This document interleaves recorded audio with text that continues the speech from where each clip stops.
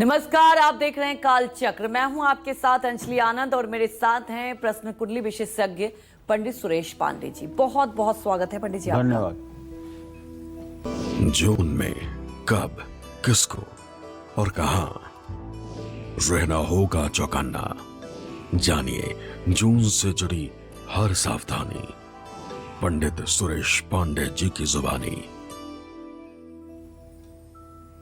जी हाँ, समस्याएं तो हर इंसान के जीवन में आती है, लेकिन ये बात भी सच है कि सावधानी ही हर समस्या का समाधान है। अगर समय रहते ही आपको संकट का अंदेशा हो जाए और आप सावधान हो जाए तो आने वाले कष्ट को आप काफी हद तक कम कर सकते हैं। तो दर्शकों की इसी चिंता को ध्यान में रखकर आज काल चक्र में पंडित जी आपको बताएंगे कि जून में 12 राशि वालों को कब और किन बातों से रहना है सावधान और किन बातों का रखना है पूरा ध्यान। तो ध्यान से देखिए आज का काल चक्र। इसके अलावा अगर आपका भी कोई सवाल है तो आप हमें फोन कर सकते हैं। हमारा नंबर है 012066522415। तो चलिए राशि अनुसार अपनी चर्चा की आगे बढ़ाते हैं और सबसे पहले बात कर लेते हैं मेष राशि वालों की। मेष राशि वालों को जून में कब सेहत का ज्यादा ध्यान रखना है, कब नया काम शुरू नहीं करना है, कब यात्रा करने से बचना है और कब पैसों से जुड़ा लेन देन नहीं करना है, ये जान लेते हैं।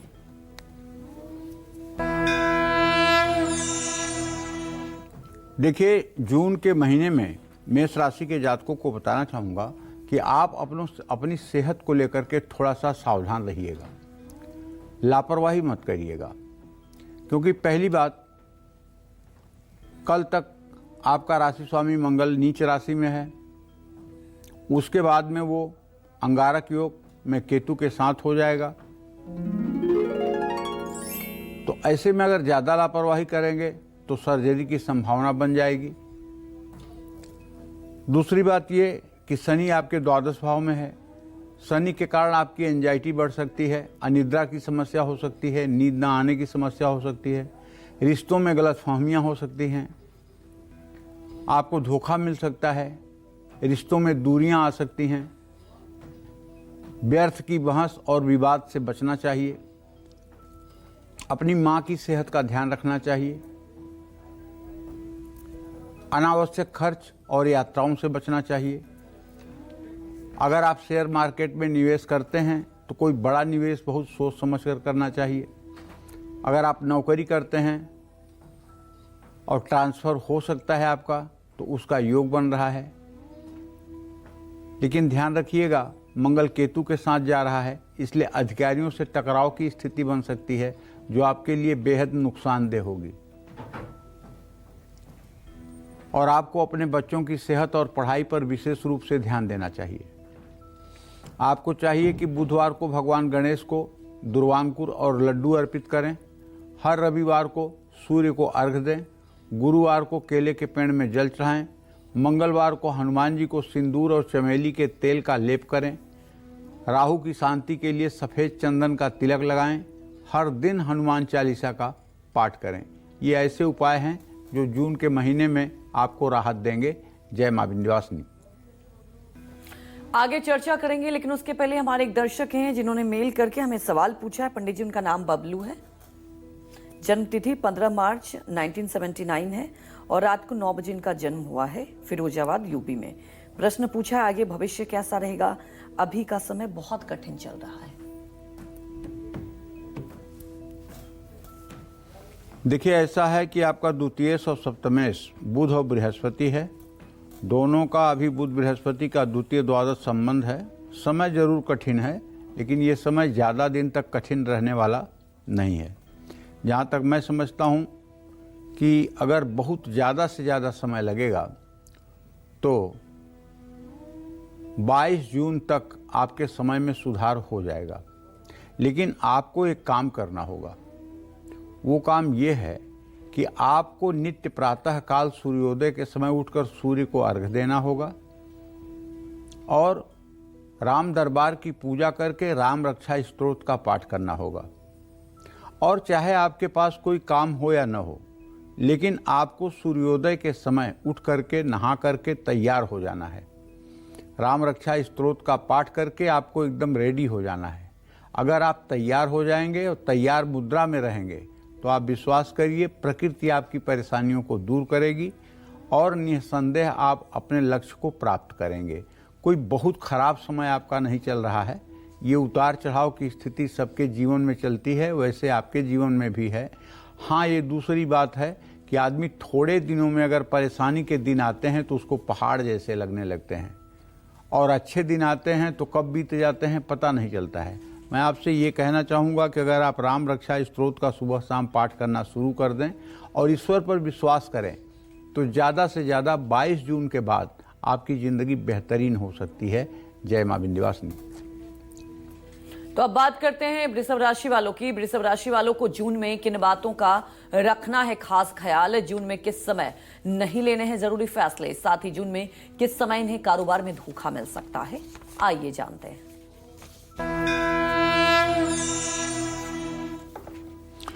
देखिए, जून महीने में आपके चतुर्थ भाव में अंगारक योग बनने जा रहा है। इसका मतलब ये होगा कि आपको हार्ट से रिलेटेड, लंग से रिलेटेड, ब्लड प्रेशर से रिलेटेड कुछ समस्या हो सकती है। और हाँ, चूंकि आपके चतुर्थ भाव में ये योग बन रहा है, इसलिए आपकी माँ की भी सेहत खराब हो सकती है। अस्पताल के चक्कर काटने पड़ सकते हैं। केतु और मंगल के कारण कलेश से बचना होगा। संपत्ति विवाद हो सकता है। पहले से परेशान हैं तो और परेशानी बढ़ सकती है। माता पिता के साथ आपके रिश्तों में तनाव आ सकता है। किसी बात को जरूरत से ज़्यादा ना बढ़ाएं। विवाद टालने का प्रयास करें। सुख सुविधाओं पर जरूरत से ज़्यादा खर्च न करें। कार्य क्षेत्र में एकाग्रता की कमी परेशान कर सकती है। अपने अधिकारियों से अनबन से बचें। समय पर काम पूरा करने की कोशिश करें। साझेदारों के साथ पारदर्शिता रखें। कागजातों को पढ़ने और संभालने में किसी तरह की गलती ना करें। बाहरी आकर्षण तकरार संबंधों को कमजोर कर सकता है। संपत्ति से जुड़े फैसले सोच समझ कर लें। भावनाओं में बहकर कोई बड़ा निवेश ना करें। संपत्ति से संबंधित कागजात को ध्यान से जांचें। आपके लिए उपाय ये है कि आप नित्य पूरे जून के महीने में माँ लक्ष्मी की पूजा आराधना करें। श्री सूक्तम कनकधारा स्तोत्र का पाठ करें। गाय की सेवा करें। गाय को हरा चारा खिलाएं। शनिवार को किसी ज़रूरतमंद भूखे व्यक्ति को भोजन कराएं। काले चने और पूरी खिलाना भी फायदेमंद होगा। हफ्ते में एक बार आपको उपवास करना चाहिए। सूर्य नमस्कार जरूर करिए। ओम सुंग शुक्राय नमः इस मंत्र का जप करिए और अपने पर्स में एक चांदी का गणेश लक्ष्मी बना हुआ सिक्का रखिए। अपने घर में सुबह शाम कपूर जलाइए। चीनी, घी या सफ़ेद कपड़े आप दान कर सकते हैं। जय माँ विंध्यवासिनी। तो हमारे एक दर्शक हैं जिन्होंने मेल के जरिए सवाल पूछा है। पंडित जी, मेघा नाम है इनका और इनका जन्म 12 जनवरी 1989 को हुआ है। 5:14 इवनिंग में दिल्ली में जन्म हुआ है। सवाल पूछा इन्होंने, वर्तमान समय कैसा चल रहा है, सेहत बार बार खराब हो रही है, क्या कोई बड़ी बीमारी दस्तक दे सकती है, ये पूछ रहे हैं। देखो, प्रचलित नाम के हिसाब से मेघा तो तुम्हारी सिंह राशि है और तुम्हारी राशि में केतु आया हुआ है बेटा। ये 18 तारीख से ही आया हुआ है, 18 मई से ही आया हुआ है और अब केतु के साथ मंगल जा रहा है और तुम्हारे छठे भाव का स्वामी शनि है जो इस समय तुम्हारे राशि से अष्टम भाव में है। सेहत की समस्या है, नसों के रोग हैं, शरीर में दर्द की बीमारी है। अगर इन बीमारियों से आप मुक्ति चाहते हो, दवाइयाँ आपको फ़ायदा करें, आप जल्दी स्वस्थ हो जाएं, तो आपको सुबह उठ करके सूर्य को जल देना चाहिए और कम से कम 324 बार गायत्री मंत्र का जप करना चाहिए।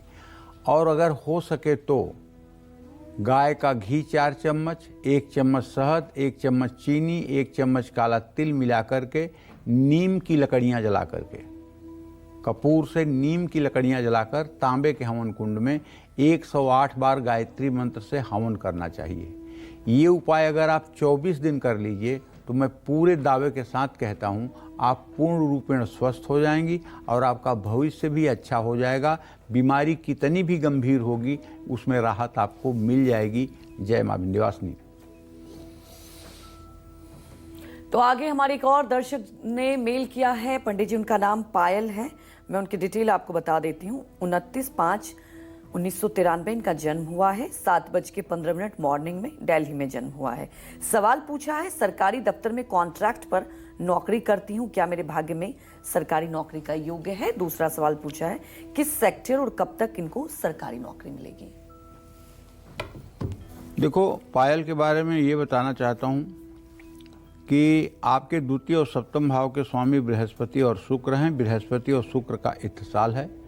अभी आपकी जो नौकरी है वो बहुत बेहतरीन तरीके से चलती रहेगी और आपको सरकारी नौकरी में नियोजित होने में कम से कम 1.5 से 2 साल का समय लगेगा। आप पूरे पेशेंस और निष्ठा के साथ इस काम में लगे रहें, सफलता आपको ज़रूर मिलेगी। और सफलता आपको मिले इसके लिए आपको चाहिए कि आप दोनों नवरात्र के पूरे व्रत करें और नवरात्र के दिनों में आपको चाहिए कि आप दुर्गा सप्तशती में कवच, अर्गला, कीलक, 4थे अध्याय का पाठ, दुर्गा अष्टोत्तर सतनाम का पाठ, सिद्ध कुंजिका स्तोत्र का पाठ और क्षमा प्रार्थना, इतने पाठ आप नियम से करें। निश्चित रूप से आप सरकारी नौकरी में अस्थायी रूप से नियोजित हो जाएंगी। बिल्कुल चिंता करने की बात नहीं है, लेकिन जल्दबाजी से चीज़ें खराब हो सकती हैं। जय मां विंध्यवासिनी। तो आगे चर्चा करेंगे और बात करेंगे मिथुन राशि वालों के बारे में, लेकिन उसके पहले हमारे एक दर्शक हैं जिन्होंने मेल के जरिए पंडित जी से सवाल जानना चाहा है। पंडित जी, मैं इनकी डिटेल बता देती हूँ। इनका नाम है रोशन रंजन। डेट ऑफ बर्थ इनका 15 अप्रैल 1987। बर्थ टाइम है 7:40 इवनिंग में। गया, बिहार में ये जन्म लिए हैं। और सवाल पूछा है कि नेटवर्क मार्केटिंग का फील्ड कैसा रहेगा, भविष्य और हेल्थ के बारे में भी पूछा है। देखिए, जहाँ तक नेटवर्क मार्केटिंग का प्रश्न है तो आपके आजीविका भाव का स्वामी चंद्रमा शुक्र से षडाष्टक योग में है। ये काम आपके लिए बहुत अच्छा नहीं रहेगा। इसमें आपकी मनोकामना पूरी नहीं हो सकती है। हाँ, काम चलाऊं बात बन सकती है, लेकिन आप उन्नति और उत्थान को प्राप्त करें ऐसा कुछ नहीं लग रहा है। आपके 10वें भाव का स्वामी चंद्रमा है प्रश्नकाल के हिसाब से, इसलिए मैं आपसे ये कहना चाहूँगा कि आप केमिकल, दवाइयाँ, कपड़े और मेडिसिन से रिलेटेड अगर कोई काम करें या मेडिकल इक्विपमेंट से रिलेटेड कोई काम करें तो उसमें आपको असीमित ऊंचाई मिल सकती है। जहाँ तक आपने रोशन अपने भविष्य के बारे में पूछा है तो मैं बताऊं कि मंगल और बृहस्पति दोनों ग्रहों का द्वितीय द्वादश संबंध है। अभी काफ़ी संघर्षमय स्थिति चल रही है। आगे चल कर के ठीक होने की उम्मीद है, लेकिन कम से कम अक्टूबर 2025 तक तो समय जैसा चल रहा है ऐसा ही चलेगा। भविष्य आपका ठीक है। जय मां विंध्यवासिनी। तो चलिए अब बात करते हैं मिथुन राशि वालों की। जून में मिथुन राशि वालों को किस समय और किन लोगों से दूर रहना है, कब आपका विवाद हो सकता है और कब जून में आपको पैसों से जुड़ा लेन देन नहीं करना है, आइए जानते हैं। देखिए, मिथुन राशि में बृहस्पति की स्थिति है और मिथुन राशि का स्वामी बुध इस समय वृषभ राशि में है, लेकिन शीघ्र ही ये प्रवेश कर रहा है मिथुन राशि में। और मिथुन राशि में जब प्रवेश करेगा तो बुध बृहस्पति का प्रगल्भ योग भी बनेगा और सूर्य की युति भी 15 जून को वहाँ हो जाएगी। तो एक तो मंगल के कारण क्रोध बढ़ सकता है। अपने वाणी और स्वभाव पर नियंत्रण रखने की आवश्यकता है। बोलने से पहले अच्छी तरह से सोचें। अंगारक योग के कारण यात्राओं और सहकर्मियों से कष्ट हो सकता है। धैर्य रखें और अपने काम पर फोकस करें। अहंकार से बचें। शनि खर्च बढ़ाएंगे, सोच समझकर निवेश करें। भावनाओं में बहकर कोई बड़ा निवेश न करें। किसी अनुभवी की सलाह जरूर लें। चोट लगने, विवाद बढ़ने या दुर्घटना होने का योग है। अपनी सेहत का ध्यान रखें। डॉक्टर की सलाह की अनदेखी ना करें। परिवार में किसी भी तरह के टकराव से बचें। भाई बहन या पिता की सेहत का ध्यान रखें। परिवार से थोड़ी दूरी महसूस हो सकती है। करना आपको ये है, क्योंकि आपकी मिथुन राशि है, आपका राशि स्वामी बुध है, व्यय भाव में है, इसलिए बुधवार के दिन किन्नरों को हरी चूड़ियाँ आप दान कर सकते हैं। किन्नर वैसे बुधवार के दिन हरी चीज़ें लेने में आनाकानी करते हैं, लेकिन अगर ले लेते हैं हरी चूड़ियाँ तो अच्छी बात है, नहीं तो हरे रंग के कपड़े भी आप उन्हें दान कर सकते हैं, पैसे भी आप उन्हें दे सकते हैं। हरी मूंग दाल या पढ़ाई का सामान भी आप किसी को दान कर सकते हैं। किसी सार्वजनिक स्थान पर छायादार पेड़ लगाएं। विष्णु सहस्रनामावली का पाठ करें। शुक्रवार को गाय को हरा चारा खिलाएं। शनिवार को शनि मंदिर में नीले फूल अर्पित करें। तुलसी के पत्ते का स्वयं सेवन करें। सूर्य को हर रोज अर्घ दें। शुक्रवार को सफ़ेद मिठाई किसी मंदिर में दान करें। जय मां विंध्यवासिनी। तो चलिए अब बात करते हैं कर्क राशि वालों की। कर्क राशि वालों को जून में किस समय विरोधियों और गुप्त शत्रुओं और लापरवाही से बचना है, और जून में कब पैसा लगाने से बचना है, आइए जानते हैं। देखिए, कर्क राशि का स्वामी चंद्रमा होता है और ग्रह गोचर की स्थिति यह है कि मान लीजिए कल कर्क राशि से निकल करके चंद्रमा सिंह राशि में प्रवेश कर जाएगा। अब कर्क राशि में किसी ग्रह की स्थिति नहीं बचेगी और न किसी ग्रह की पूर्ण दृष्टि हो रही है। रोग भाव का स्वामी बृहस्पति व्यय भाव में है, तो कहने का मतलब कि किसी बड़े रोग की संभावना तो नहीं दिखाई दे रही है, लेकिन चूंकि द्वितीय भाव में अंगारक योग हो जाएगा वाणी के स्थान में, इसलिए अपने स्वभाव और व्यवहार पर संयम रखने की जरूरत है। मंगल के कारण आपका क्रोध बढ़ सकता है। गुस्से में कोई फैसला न लें। अपनी भाषा पर नियंत्रण रखें। दूसरों को ताना देने से बचें, वरना रिश्तों में दरार आ सकती है। किसी के बहकावे में आकर कोई फैसला न लें। किसी अनुभवी व्यक्ति से सलाह लेकर निवेश या महत्वपूर्ण काम करें। कार्य क्षेत्र में आपकी छवि को नुकसान पहुंच सकता है। अनावश्यक खरीदारी और खर्चों से बचें। सट्टे और जुए से दूरी बनाएं।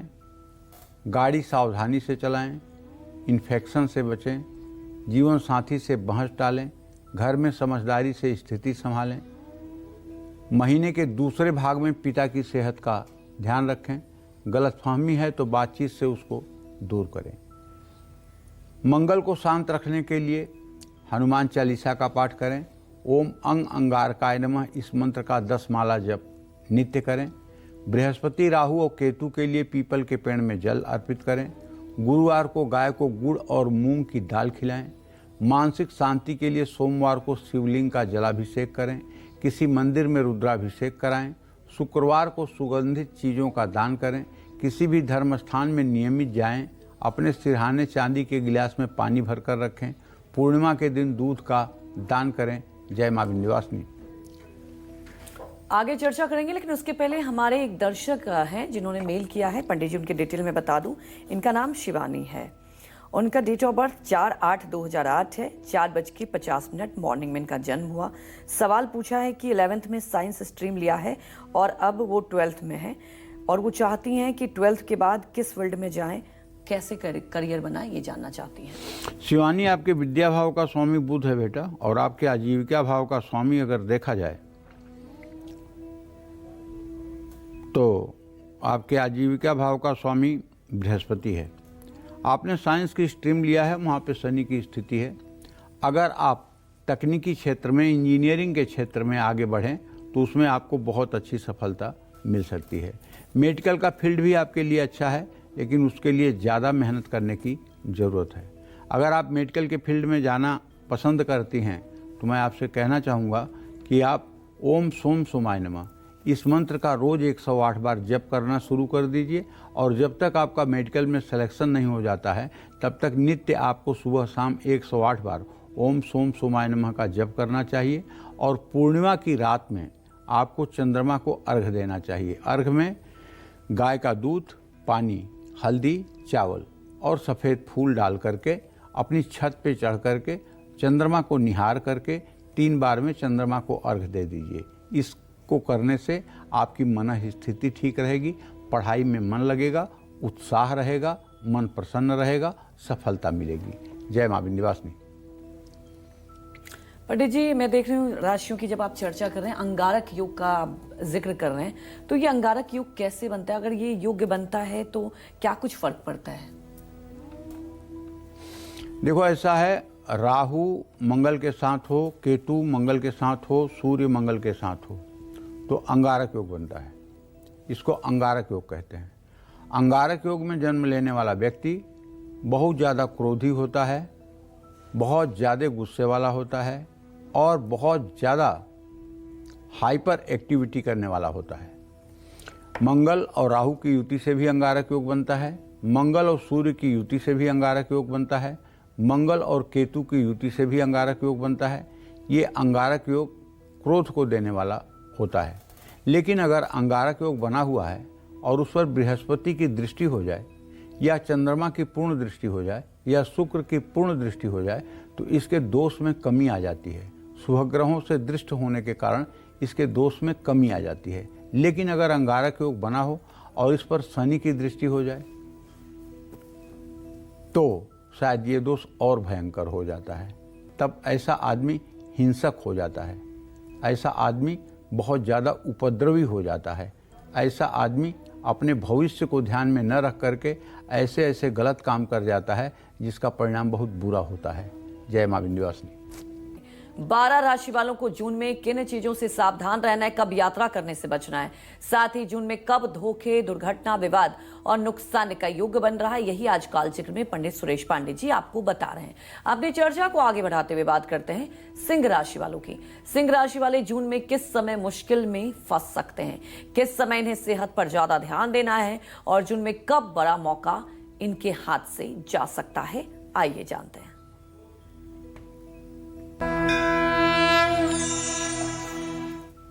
देखिए, स्वास्थ्य बहुत बड़ा धन है। स्वास्थ्य से बढ़कर के जीवन में कुछ नहीं है। स्वास्थ्य अगर अच्छा है तभी आप अपने जीवन में किसी लक्ष्य को प्राप्त कर सकते हैं।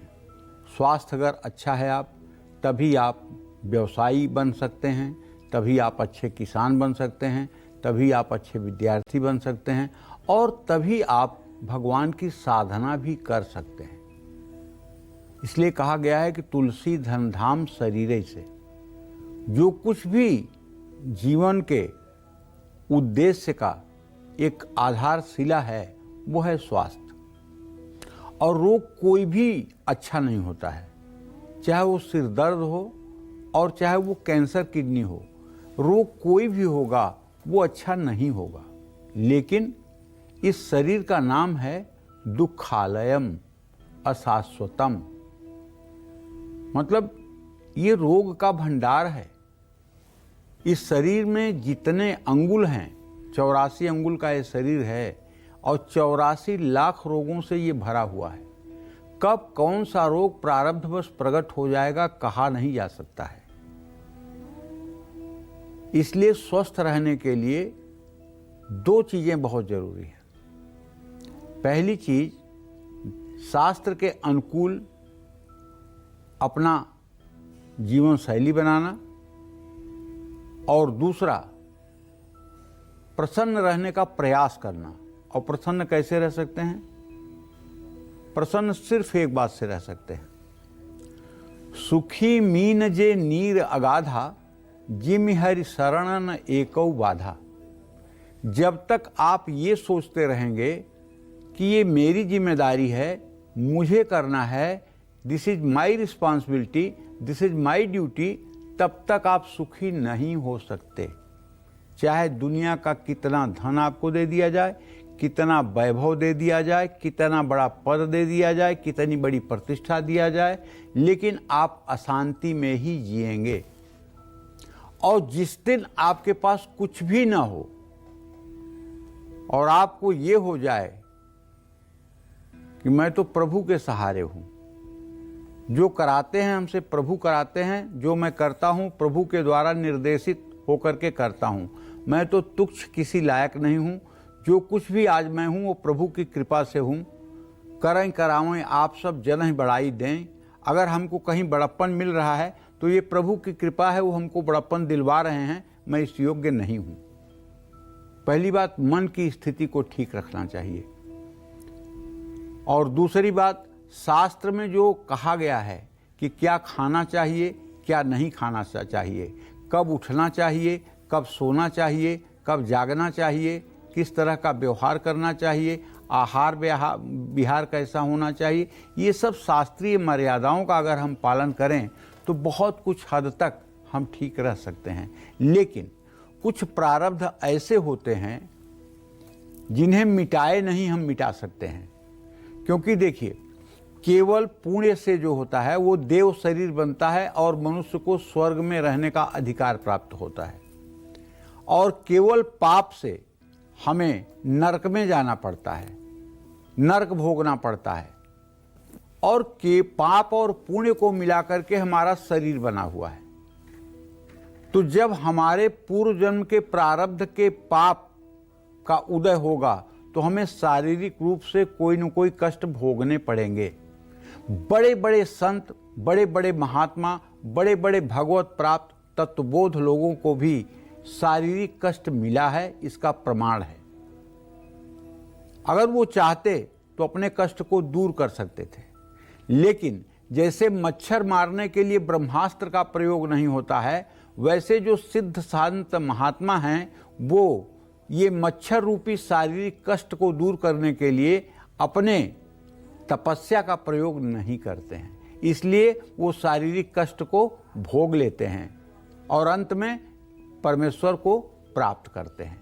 तो देखिए, सिंह राशि के जातकों को बताना चाहूँगा कि जून महीने में सिंह राशि के जातक गहरी सोच में डूबे रहेंगे। यार, अंगारक योग है ना, इतना ज़्यादा मत सोचो कि अपने भी आपसे दूर दिखाई लगें। आप अपनों से दूरियां बढ़ा लेंगे। क्रोध में आकर कोई बड़ा फैसला लेना आपके इमेज को नुकसान पहुंचा सकता है। शनि के कारण आपके ऊपर काम का बोझ बढ़ेगा, लेकिन लापरवाही मत करिएगा। और सफलता के लिए कोई शॉर्टकट रास्ता मत अपनाइएगा। महीने के पहले और आखिरी हफ्ते में अपना बजट संभालिएगा।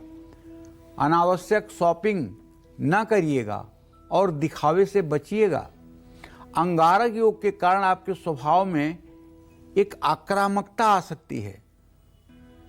छोटी छोटी बातों को प्रतिष्ठा का प्रश्न न बनाएं। और हाँ, यदि आप पुरुष हैं या स्त्री हैं तो अपने जीवन साथी या जीवन संगिनी पर शक बिल्कुल न करें। परिवार में कलेश हो सकता है, इसलिए सोच समझ कर बोलें। बड़ों से अपने रिश्ते ना बिगाड़ें, अपने परिवार को समय दें। महीने की शुरुआत में चोट लगने, दुर्घटना होने का योग है। ज़्यादा भाग दौड़ सेहत को बिगाड़ सकती है, लेकिन अपने सेहत का ध्यान रखें। नित्य आपको प्रातः काल स्नान करके सूर्य को अर्घ्य देना चाहिए। गायत्री मंत्र का जप करना चाहिए। आत्मविश्वास बढ़ाने के लिए आदित्य हृदय स्तोत्र का पाठ करना चाहिए। हो सके तो सोना अपने दाहिने हाथ की अनामिका उंगली में पहनना चाहिए। किसी मंदिर में झंडा लगवाना चाहिए।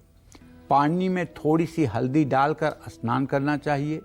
शनिवार को काले तिल और सरसों का तेल दान करना चाहिए। कुत्ते को रोटी खिलानी चाहिए। चींटियों को आटा डालना चाहिए। रविवार को गेहूं और गुड़ का दान किसी धर्म स्थान में करना चाहिए। और भूल करके भी किसी प्रकार के एडिक्शन में सम्मिलित नहीं होना चाहिए, चाहे वो शराब हो, चाहे वो सिगरेट हो, चाहे वो कोई भी चीज़ हो जो नशा से संबंधित है। उसका सेवन आपको जून महीने में करना बहुत भारी पड़ सकता है, और इससे मंगल को जो बल मिलेगा उससे आपके अंदर आक्रामकता बढ़ेगी। इसलिए मैं आपसे रिक्वेस्ट करूंगा कि यदि आपकी सिंह राशि है तो जून का महीना सात्विक तरीके से बिताने की कोशिश करें। जय मां विंध्यवासिनी। तो अब बात करते हैं कन्या राशि वालों की। कन्या राशि वालों को जून में किस समय पैसों से जुड़ा कार्य नहीं करना है, किस समय विवाद हो सकता है, जून में किस समय सेहत का ज्यादा ध्यान रखना है और कब सावधान रहना है, आइए जानते हैं।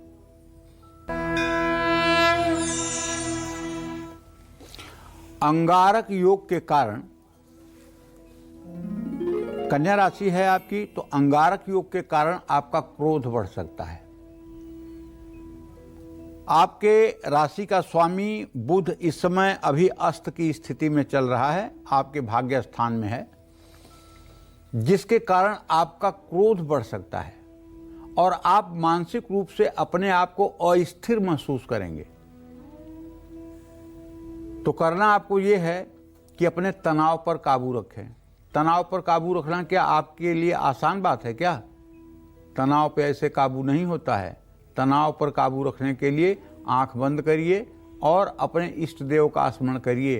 राम कृष्ण हरि, जिसको भी आप मानते हों, जिसमें आपकी रति हो, दुर्गा, महालक्ष्मी, गणेश, सूर्य, जिसको भी आप मानते हो, हनुमान, आंख बंद करके उन्हीं के ध्यान में कम से कम 24 मिनट खो जाइए और उनको कहिए कि प्रभु, मैं गलतियों का भंडार, मैं दुर्गुणी, मैं पापी, मैं दुराचारी, मैं जैसा भी हूं, मुझे इसी तरह से स्वीकार कर लो। मेरे बस की नहीं है कि मैं ठीक हो जाऊं, मेरे बस का नहीं है कि मैं अच्छा बन जाऊं। मैं जैसा हूं ऐसा ही मुझे स्वीकार करिए और अपने योग्य बना लीजिए। अगर ये शरणागति रोज सुबह शाम आप करने लगेंगे तो निश्चित रूप से आप हर प्रकार के तनाव से बच जाएंगे। गलतफहमी और शक दोनों से बचने की जरूरत है। चोट लगने, सर्जरी होने की संभावना बनी हुई है। किसी तरह का रिस्क, चाहे वो पैसे से रिलेटेड हो और चाहे काम से रिलेटेड हो, आपको इस महीने नहीं लेना है। वाहन सावधानी से चलाना है। सेहत या यात्रा पर जरूरत से ज़्यादा खर्च हो सकता है। अनियमित खान पान, नशीली चीज़ों से दूरी बनाइए। खुद को ज़्यादा ना थकाएं। कोई भी लक्षण दिखे तो डॉक्टर से सलाह जरूर लें। अति आत्मविश्वास में अधूरी तैयारी के साथ कोई भी काम ना करें। ऑफिस पॉलिटिक्स से बचें। साझेदारी में विवाद होने की संभावना है। कोई भी कानूनी फैसला बहुत सोच समझ कर करें। आर्थिक दबाव मानसिक तनाव का कारण बन सकता है। सोच समझकर फैसले लें और किसी भी तरह के लालच में ना आएं। पारिवारिक मामलों में बाहर वालों को फैसले ना लेने दें। बुजुर्गों और बच्चों की सेहत का ध्यान रखें। आपको चाहिए कि आप पूरे महीने ओम नमो भगवते वासुदेवाय इस मंत्र का नियमित जप करें। हफ्ते में एक बार गाय को हरा चारा जरूर खिलाएं। पालक या गुड़ चना भी खिला सकते हैं। राहु के लिए शनिवार या मंगलवार को कुत्ते को रोटी खिलाएं। माँ लक्ष्मी की पूजा करें। कमल गट्टे की माला अर्पित करें। शनि को काले तिल और सरसों का तेल दान करें। सूर्योदय के समय स्नान करके शिवालय में जाकर उत्तर मुंह करके आसन पर बैठकर ओम नमः शिवाय का जितना संभव हो सके जप करें। नकारात्मकता को दूर करने के लिए घर में कपूर जलाएं। जय मां विंध्यवासिनी। तो चलिए बात करते हैं तुला राशि वालों की। तुला राशि वालों को जून में कब नहीं लेने हैं बड़े फैसले, साथ ही जून में कब गुस्से, लालच और विवादों से भी बचना है, आइए जानते हैं।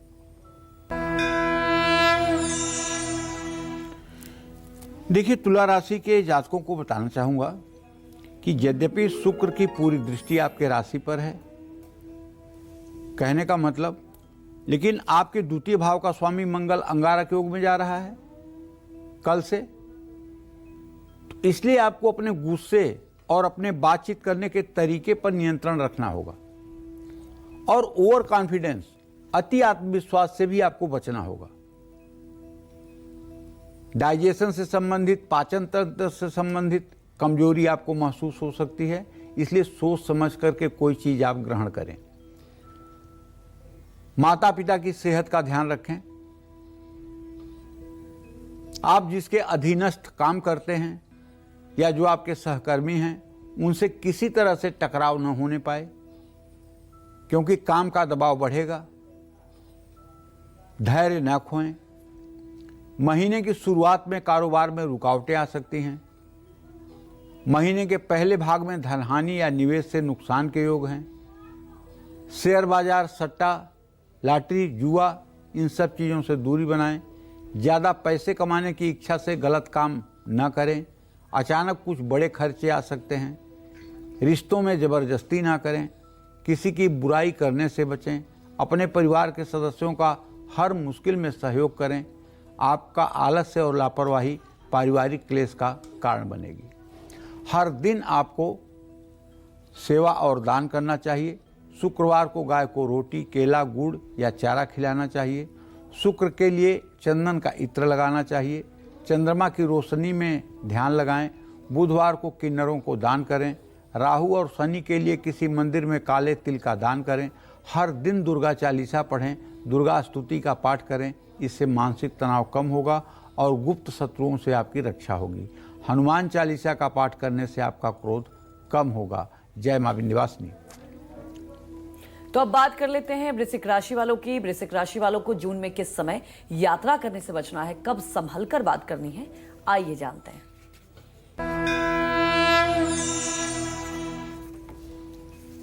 देखिए, वृश्चिक राशि के जातकों को बताना चाहूंगा कि आपका राशि स्वामी होता है मंगल, जो आपके 10वें भाव में कल से अंगारक योग बनाएगा। मंगल केतु के साथ हो जाएगा और उसकी पूरी दृष्टि आपके राशि पर है, हो जाएगी कल से।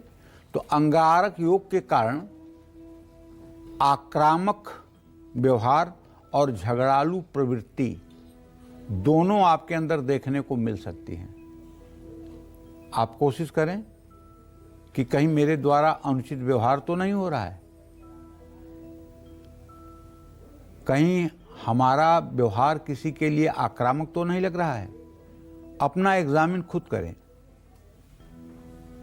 और पूरा पेशेंस रखें, अधीर न हो। नौकरी बदलने का फैसला भी जल्दबाजी में ना लें। रिश्तों में शक, अहंकार और दूरियां आ सकती हैं। जो लोग पहले से ही बीमार हैं वो अपना ध्यान रखें। सहकर्मियों से विवाद, वरिष्ठों से टकराव के योग हैं। काम में गलती हो सकती है। ससुराल पक्ष का हस्तक्षेप बढ़ सकता है। निवेश सोच समझ कर करें। लुभावने ऑफर के चक्कर में ना फंसें। प्रॉपर्टी से जुड़ा विवाद हो सकता है, सतर्क रहें। अपने दिल की बात खुलकर परिवार से कहें। परिवार में झगड़ा हो सकता है। पिता की सेहत पर असर पड़ सकता है। रिश्तों में पारदर्शिता रखें। संबंधों में गलतफहमियां ना आने दें। हनुमान मंदिर में केले का भोग लगाएं। छोटे बच्चों को मंगलवार को गुड़ चना खिलाएं। शनि के लिए साबुत उड़द की दाल का दान करें। शनिवार को शनि स्तोत्र या शनि चालीसा का पाठ करें। गुरुवार को पीली वस्तुएं दान करें। मंगलवार को लाल मसूर की दाल दान करें। इन सब चीज़ों से आपको राहत मिल सकती है। जय मां विंध्यवासिनी। तो चलिए अब बात कर लेते हैं धनु राशि की। धनु राशि वालों को जून में कब विरोधियों, गुप्त शत्रुओं और लापरवाही से बचना है और कब पैसा लगाने से बचना और कब संभल कर चलना है, आइए जानते हैं।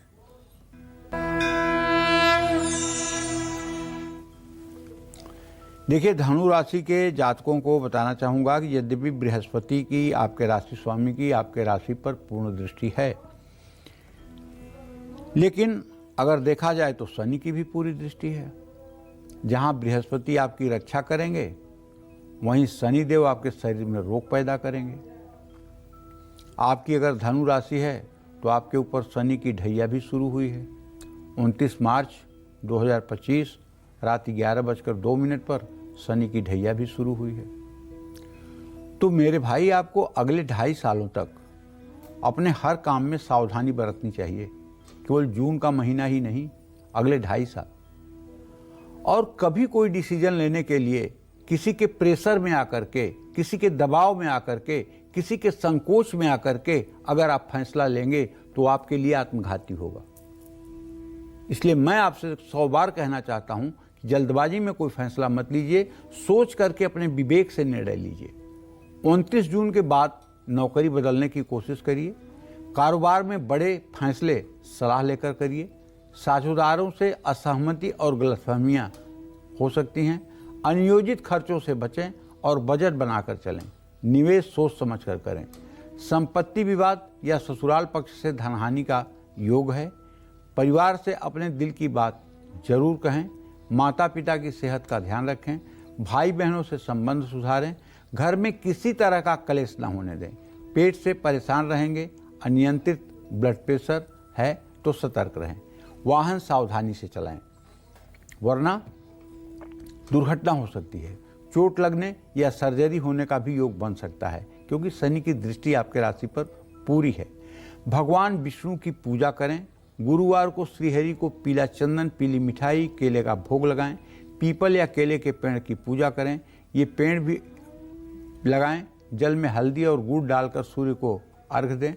मंगलवार को हनुमान चालीसा का पाठ करें। मसूर की दाल या तांबे के बर्तन दान करें। शुक्रवार को सुहागिन महिलाओं को सुहाग सामग्री दान करें। शनिवार को काली उड़द और तिल का दान करें। मंगलवार और शनिवार को पितरों के नाम पर जल अर्पित करें। जय मां विंध्यवासिनी। और चलिए बात करते हैं मकर राशि वालों की। मकर राशि वालों को जून में किस समय पैसों से जुड़ा लेन देन नहीं करना है, किस समय विवादों से बचना है और किस समय सेहत का ख्याल रखना है, आइए जानते हैं।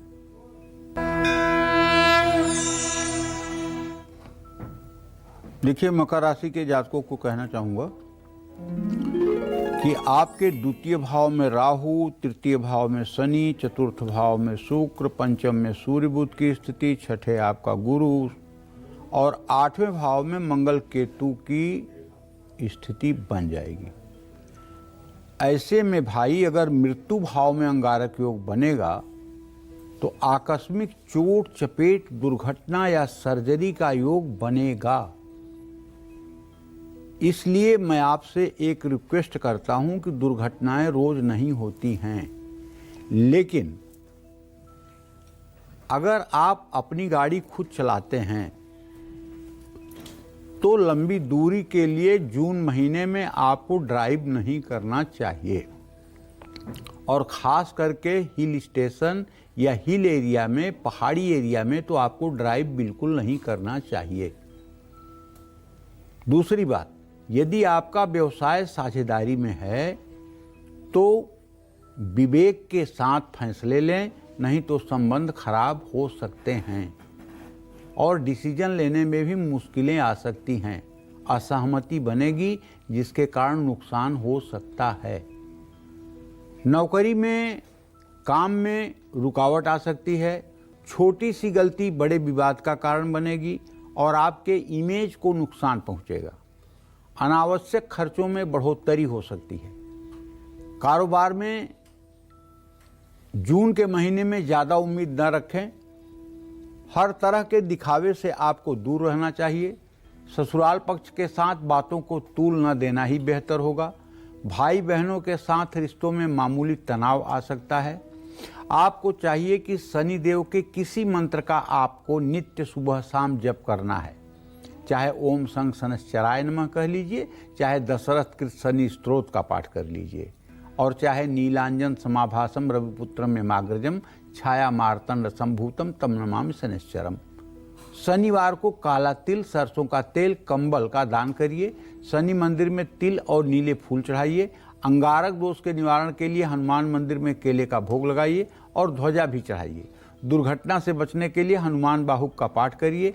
मंगलवार को लाल कपड़ा, मसूर का दाल दान करिए। शुक्रवार को लक्ष्मी मंदिर में शंख अर्पित करिए। रविवार को छोड़कर बाकी दिन एक तुलसी का पत्ता जरूर खाइए। शनिवार को पीपल के पेड़ में जल चढ़ाइए। शनिवार को नॉनवेज और शराब का सेवन कदापि न करिए। जय मां विंध्यवासिनी। तो कुंभ राशि वालों का जून में कब हो सकता है नुकसान, कब रहना है इन्हें सावधान और कब नहीं करना है निवेश, आइए जानते हैं।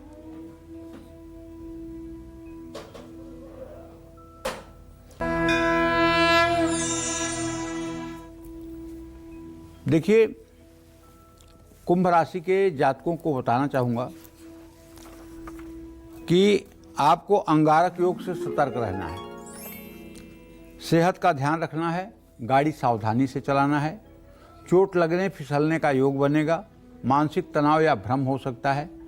ऑफिस में आप पर काम का दबाव बहुत बढ़ेगा। सहयोगियों से वाद विवाद की संभावना। क्रोध पर नियंत्रण रखें। ऑफिस में प्रतिद्वंदियों से सतर्क रहें। शेयर बाजार या निवेश में जल्दबाजी से बचें। सोच समझकर निर्णय लें। अंगारक योग के कारण घर में झगड़े, अहंकार, टकराव, गलतफहमी, ससुराल से विवाद संभव है। जीवन साथी के सेहत का ध्यान रखना होगा। शनि देव की कृपा पाने के लिए शनिवार को पीपल के पेड़ में जल चढ़ाएं।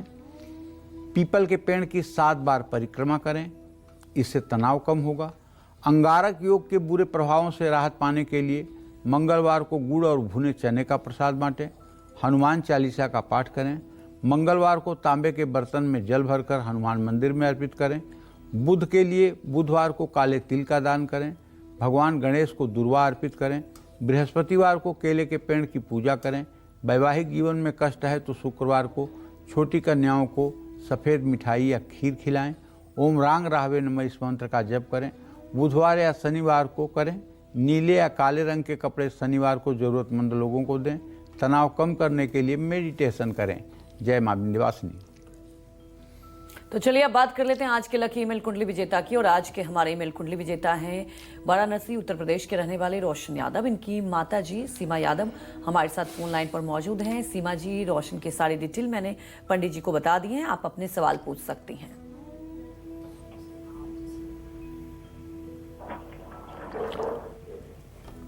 सीमा जी, आप सवाल पूछ सकती हैं पंडित जी से। हेलो हाँ, पंडित जी, बोलो। सादा चढ़। हाँ, खुश रहिए।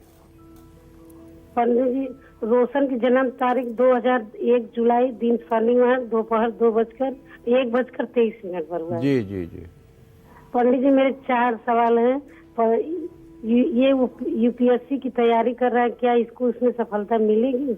इसको हमेशा बीमार रहता है, सर्दी जुकाम और चोट चपेट हमेशा लगता है। अभी गिर गया था, पैर में चोट आ गया, हमेशा भी गिरता रहता है, गाड़ी से भी चोट लगती है। देखिए, ऐसा है। और तीसरा सवाल है सर पंडित जी कि हमारे घर एक पंडित जी आए थे, तो वो उसका हाथ देखे तो बोले कि ये अंतरजातीय विवाह करेगा। तो हमको तो आप पर भरोसा है, थोड़ा आप मुझे अब बताइए सही सही कि ये क्या ऐसा होगा। और चौथा सवाल है पंडित जी, क्या पुरुषों को, विवाहित पुरुषों को चांदी के जंतर में हनुमान जी का चोला पहनना चाहिए? आपको अपने चोला जंतर में पहनने के लिए। हाँ, देखिए, पहले प्रश्न का उत्तर ये है कि किसी की जन्म कुंडली में दशमेश और तृतीयेश का बलवान होना जरूरी है। और रोशन की कुंडली में दशमेश बुध अस्त है, तृतीयेश मंगल अस्त है। जब दशमेश और तृतीयेश दोनों अस्त होंगे तो यूपीएससी कहाँ से क्वालिफाई कर पाएगा? व्यर्थ में समय बर्बाद करना हो तो बर्बाद करें, लेकिन यूपीएससी नहीं क्वालिफाई कर सकते तो नहीं कर सकते, पूरे दावे के साथ कह रहा हूँ। पहली बात, किसी दूसरे नौकरी के लिए बैंकिंग के क्षेत्र में या टीचिंग के क्षेत्र में आजीविका के लिए प्रयास करना चाहिए। इनके रोग भाव का स्वामी शनि 9वें स्थान में बैठा हुआ है, लग्नेश बुध अस्त है, इसलिए स्वास्थ्य संबंधी समस्याएं बहुत रहती हैं। इम्यूनिटी, रोग प्रतिरोधक क्षमता इनके अंदर बहुत कम है, इसलिए इन्हें रोज अंकुरित मूंग और अंकुरित चने खिलाना चाहिए।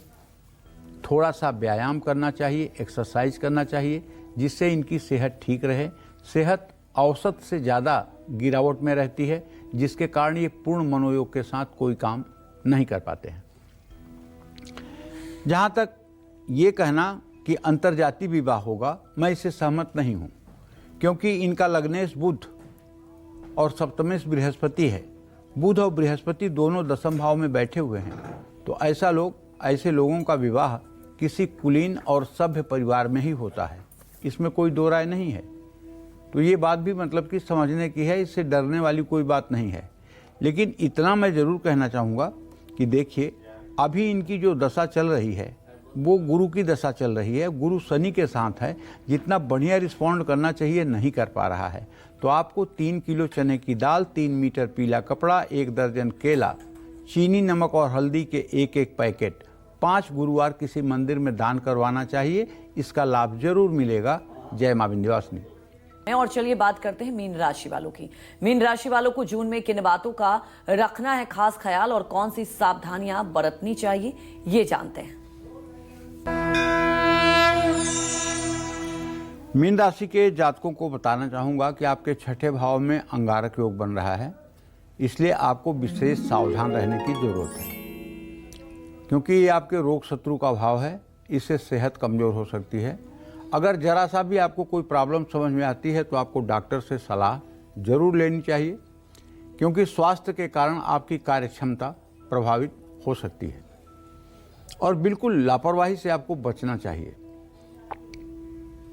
ऐसे में गलतफहमियां हो सकती हैं। जल्दबाजी से भी आपको बचना चाहिए। किसी भी काम को अधूरा न छोड़ें। कार्य क्षेत्र में विवाद टालने का प्रयास करें। अनियंत्रित खर्च हो सकते हैं। सेहत पर भी खर्च बढ़ेगा। निवेश सोच समझकर करें।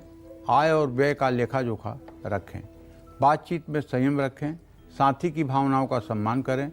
गलतफहमी से बचें और रिश्तों को समय दें।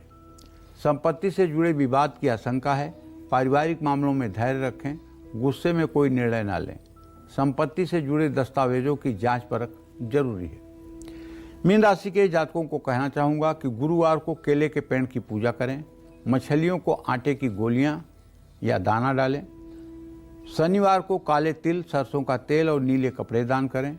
राहु केतु के अशुभ प्रभाव से बचने के लिए काल भैरव स्तोत्र का पाठ करें। अंगारक दोष से बचने के लिए मंगलवार को हनुमान जी को सिंदूर और चमेली के तेल का चोला अर्पित करें। हनुमान चालीसा का पाठ करें। मंगलवार को गुड़ और चने का प्रसाद बांटें। परिवार में सुख शांति के लिए शुक्रवार को कपूर और गंधक मिलाकर घर में धूप दिखाएं। शुक्रवार को माँ लक्ष्मी को खीर का भोग लगाएं और परिवार के सभी सदस्यों में वो खीर एक एक चम्मच जरूर बांटें। जय मां विंध्यवासिनी। पंडित जी, हमारे दर्शकों को आपने इतनी महत्वपूर्ण जानकारी दी, आपका बहुत बहुत धन्यवाद। धन्यवाद। उम्मीद यही करते हैं कि आपको भी आज का हमारा विषय बहुत पसंद आया होगा। कल फिर एक नए विषय और आपकी परेशानियों को दूर करने के लिए ढेरों उपाय लेकर आएंगे हम पंडित सुरेश पांडे जी के साथ। तब तक कालचक्र की पूरी टीम को अनुमति दीजिए। नमस्कार।